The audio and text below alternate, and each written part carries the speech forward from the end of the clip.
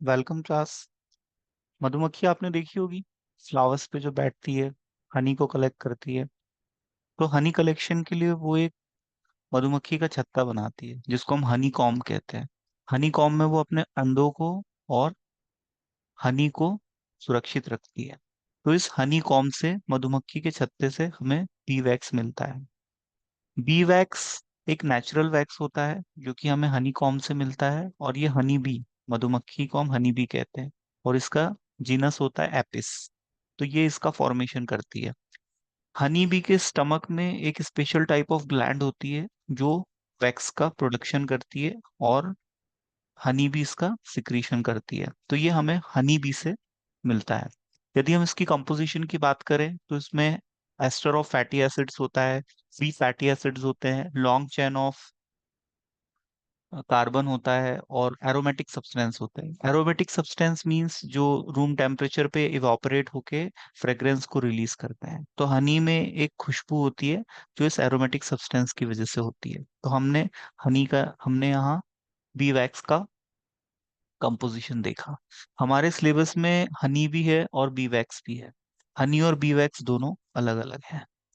हनी एक pharmaceutical ads की तरह हम यूज करते हैं। हनी भी हम किसी और वीडियो में डिस्कस करेंगे। आज हम यहाँ पर बी वैक्स को डिस्कस करेंगे और इसकी वेराइटीज। ये दो प्रकार का होता है, वाइट बी वैक्स और yellow bee wax. Previous year question paper में वाइट बी वैक्स और येलो बी वैक्स में डिफरेंसेस पूछे गए हैं, वो भी हम इस लेक्चर में डिस्कस करेंगे। यदि हम बी वैक्स की प्रॉपर्टी की बात करें तो इसका मेल्टिंग पॉइंट होता है in between 60 to 65 degree Celsius, और येलो कलर का होता है ये। पर जब इसको फ्रेशली कलेक्ट किया जाता है तो ये ट्रांसपेरेंट और कलरलेस होता है, लेकिन थोड़ी ही देर बाद ये येलो टू ब्राउन कलर का हो जाता है। और ये सॉफ्ट होता है, स्टिकी होता है एट रूम टेम्परेचर। यदि हम इसके यूजेस की बात करें तो ये कॉस्मेटिक्स फॉर्मुलेशन में काफी यूज होता है, स्किन केयर के लिए, कैंडल्स के फॉर्मेशन के लिए, और एज अ मॉइस्चराइजर ये स्किन पे काम कर सकता है। लोशन और क्रीम्स में इसको ऐड किया जाता है। फूड इंडस्ट्री भी इसको यूज करती है, और इसमें हीलिंग प्रॉपर्टीज भी होती है। तो ये इसके कुछ जनरल यूजेस हमने देखे और फार्मास्यूटिकल यूजेस। अब हम आते हैं difference in between white and yellow bee wax. देखिए, वाइट बी वैक्स हम ब्लीचिंग से प्रोसेसिंग के थ्रू बनाते हैं, और जो येलो बी वैक्स होता है ये इसके नेचुरल कलर में होता है, ये नेचुरल बी वैक्स होता है।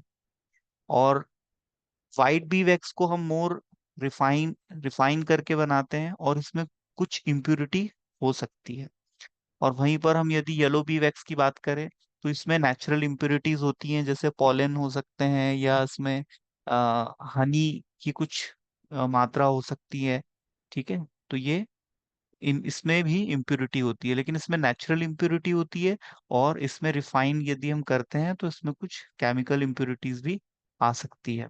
थर्ड है food products has no colour and aroma.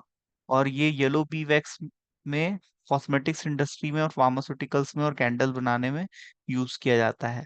तो वाइट बी वैक्स में एरोमा नहीं होता है क्योंकि हम इसकी प्रोसेसिंग कर लेते हैं, और येलो बी वैक्स में एरोमा खुशबू होती है। तो ये भी इसका एक डिफरेंस है। अगला डिफरेंस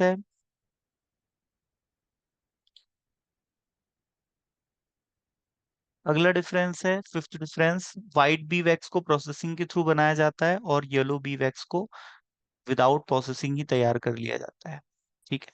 व्हाइट बी वैक्स की हम ब्लीचिंग करते हैं जिसकी वजह से ये व्हाइट कलर का हो जाता है। इसको हम रिफाइन करते हैं जिस जिस वजह से इसमें इम्प्योरिटीज आ जाती हैं, और हम इसको फूड प्रोडक्ट्स में यूज करते हैं। इसमें कलर और एरोमा नहीं होते हैं, और इसको हम प्रोसेसिंग के थ्रू बनाते हैं।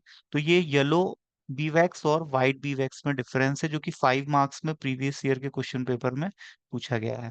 यदि ये क्वेश्चन हमसे पूछा जाएगा तो पहले हम बी वैक्स का डिस्क्रिप्शन देंगे, फिर बी वैक्स की प्रॉपर्टी, फिर यूजेस, उसके बाद हम इसकी वेराइटीज में डिफरेंस एक्सप्लेन करेंगे। तो यहाँ पर इस क्वेश्चन का आंसर कंप्लीट होता है।